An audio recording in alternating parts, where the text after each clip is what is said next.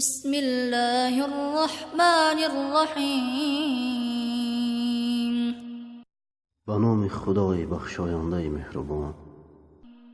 ارأیت الذی یکذب بالدین. آیا آن کس را دیدی که روز جزا را دروغ می‌شمرد؟ فذلک الذی یدع الیتیم. پس این همون کسی است که به درشتی یتیم را می‌راند ولا یحض علی طعام المسکین. و در طعام دادن مسکین رغبت نمی‌دهد. فویل للمصلین. پس وای در آن نمازگزاران الذین هم عن صلاتهم ساهون. کسانی که از نماز خود غفلت می‌ورزند.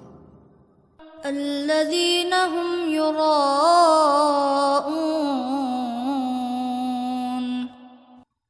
آنان که خود ریا می‌کنند. و یمنعون الماعون. و ماعون را نمی‌دهند.